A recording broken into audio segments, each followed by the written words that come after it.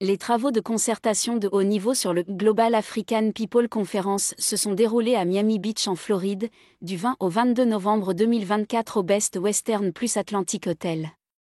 Ces travaux ont été modérés par Madame Patricia Seke, présidente d'Africa Femmes Performantes, reconnue comme une visionnaire pragmatique.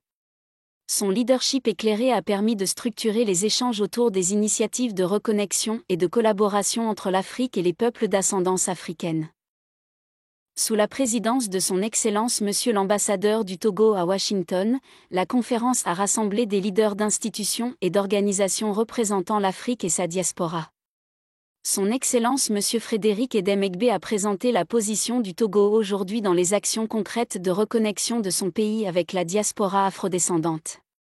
L'ambassadeur a présenté l'état d'avancement des préparatifs du 9e congrès panafricain, prévu à Lomé en février 2025, sur le thème « Renouvellement du panafricanisme et rôle de l'Afrique dans la réforme des institutions multilatérales, mobiliser des ressources et se réinventer pour agir ». Le CICIBA, Centre international des civilisations bantoues, partenaire principal de cette rencontre de haut niveau, représenté par ses dirigeants, a réitéré son rôle central en tant qu'institution internationale de recherche interdisciplinaire et de diplomatie culturelle.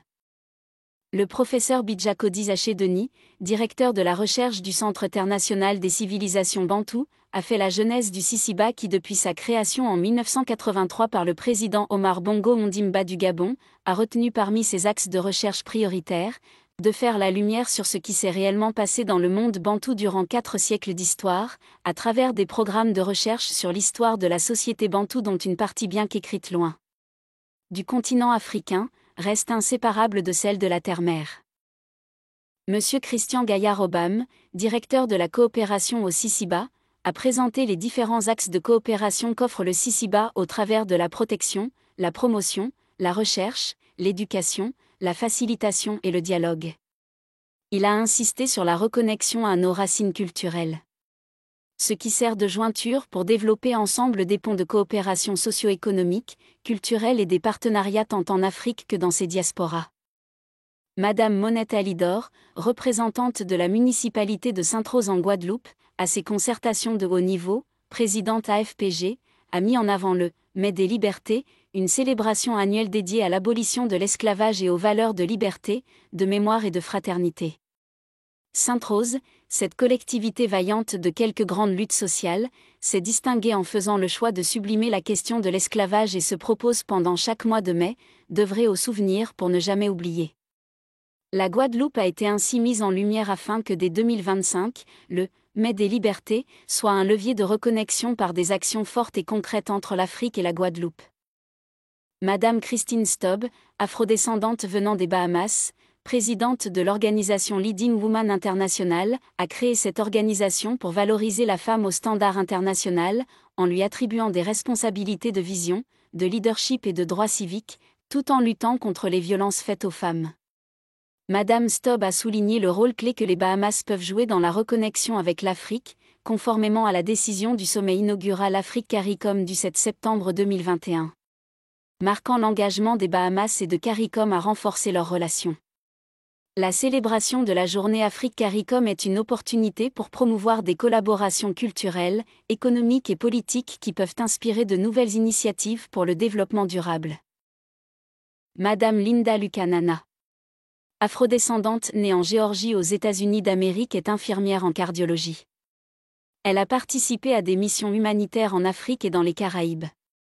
Madame Linda Lukanana a partagé son expérience émouvante de reconnexion lors du congrès de reconnexion organisé par Africa Femmes Performantes en 2021, au Cameroun, au Congo-Brazzaville et au Congo-Kinshasa. À travers son témoignage, elle a illustré l'impact transformateur des voyages de reconnexion et les multiples opportunités de reconnexion, d'investissement et de relocalisation que la terre africaine offre aux afrodescendants.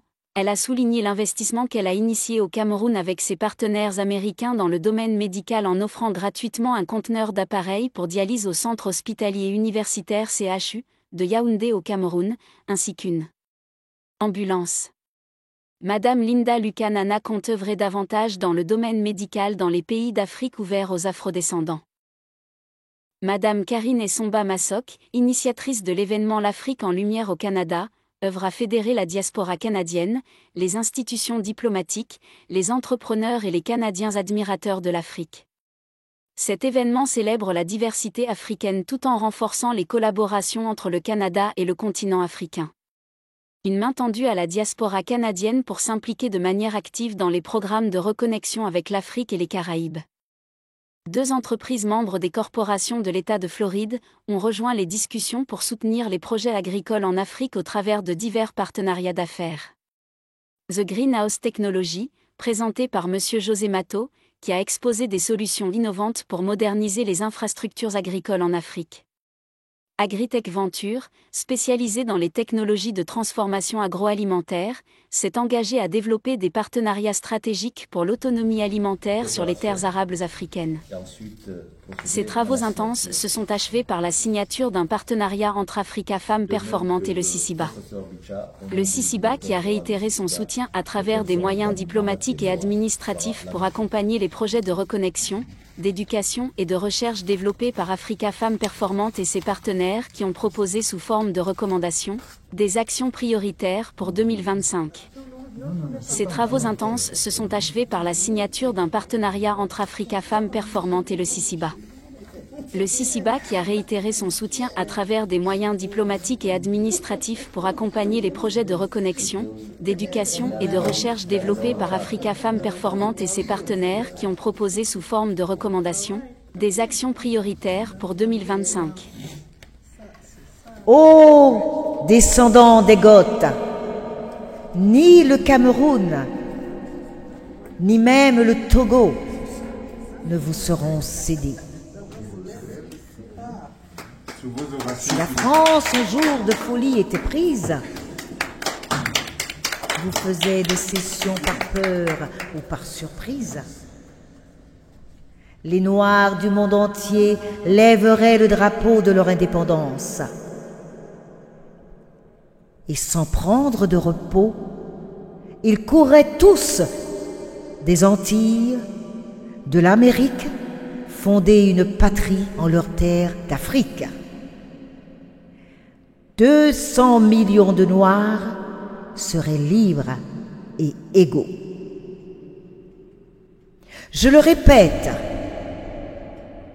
j'entends l'heure qui sonne où l'Africain dira « Je ne suis à personne ».